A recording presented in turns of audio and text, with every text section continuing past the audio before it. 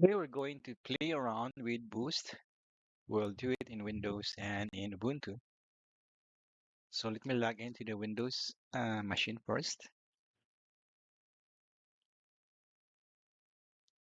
Most often, you want to be very flexible in switching different versions of Boost that will be used in your C++ project. And if from this side here, you'll see that a lot of different versions, pre-built distributions of the Boost are provided for Windows. I will select the 1.74 version here. And then based on what Visual Studio you have in your machine, your Windows machine, then you will select the matching installer. I will be using Visual Studio 2019. I downloaded the installer, and when I click the installation, the Boost library, the pre-built Boost library made its way into either Drive C local. I choose Drive D local instead. You can see that I have other versions of Boost in the past. So this is the 1.74 version that I just installed now.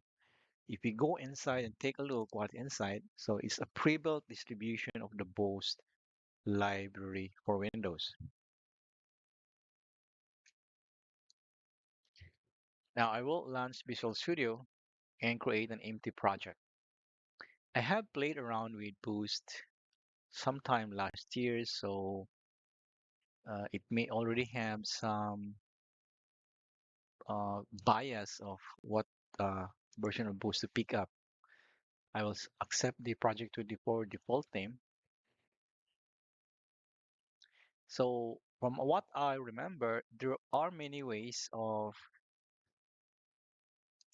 adding Boost in Visual Studio. You can do it in a CMake, you can do it in BCPKG, NuGet. So it's just, but the thing that I discovered today is very nice because I like the flexibility it gives me that enables me to select a specific version of Boost.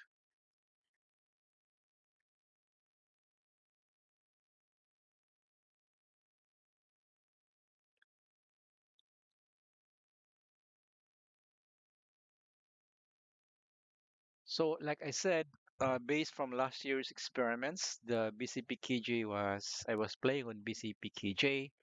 So if I sharp include now,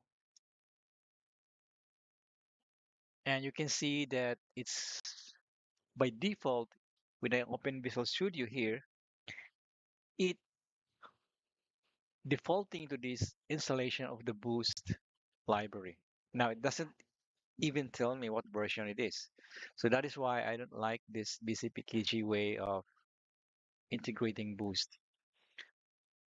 The better way is what I mean is we already have installed Boost here, and there are many versions of them.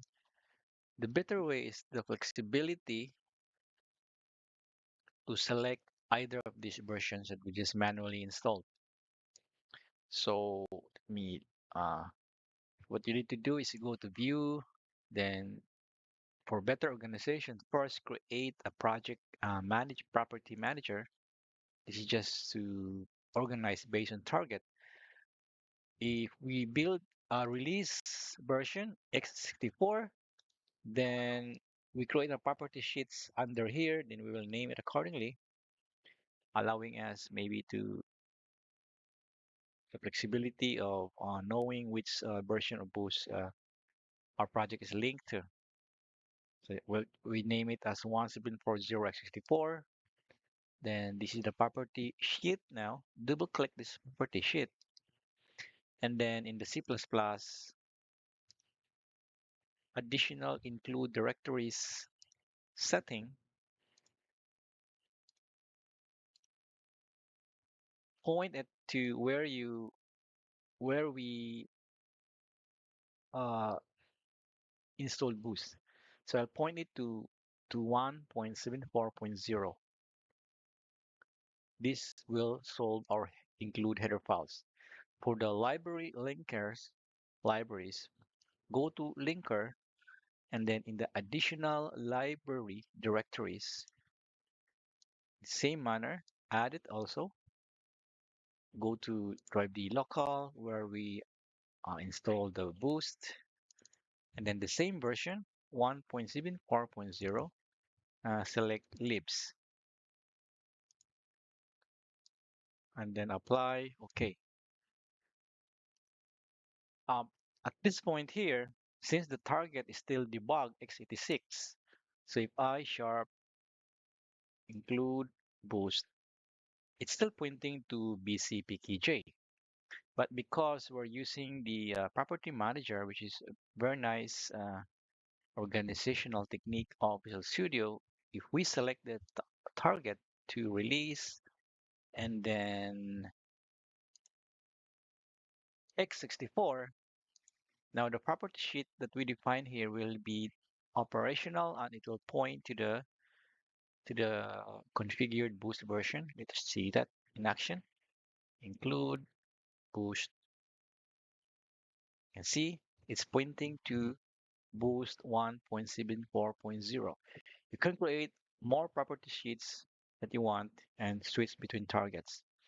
I have a code base here to copy and paste.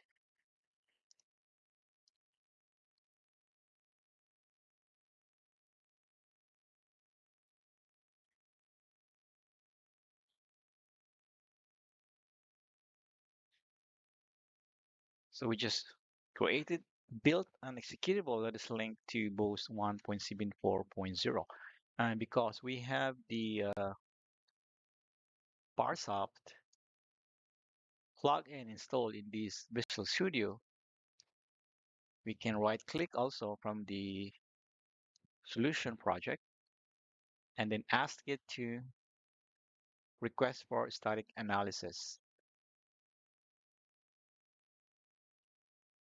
Effective C++, let's try this rule.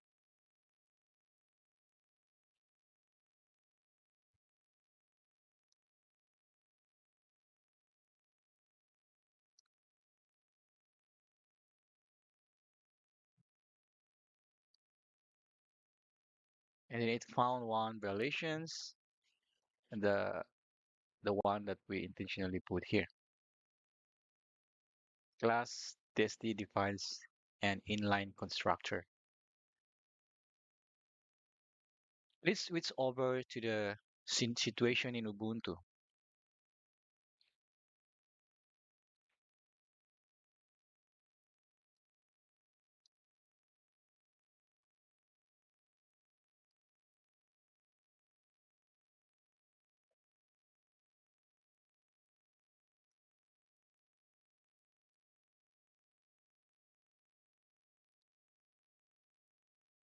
I downloaded the source code of Boost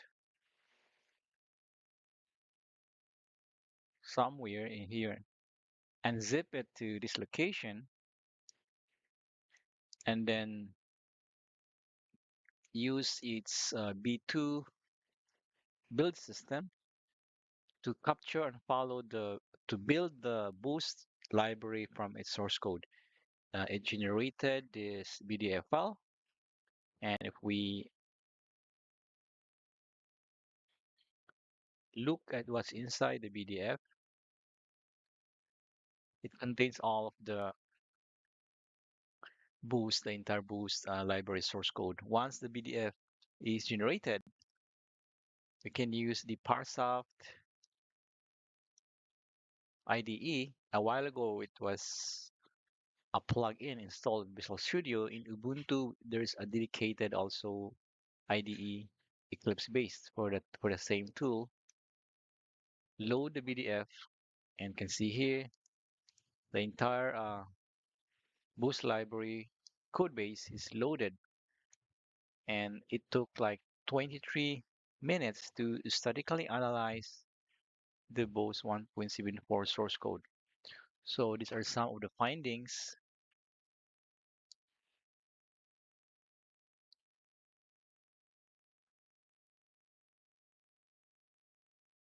Okay.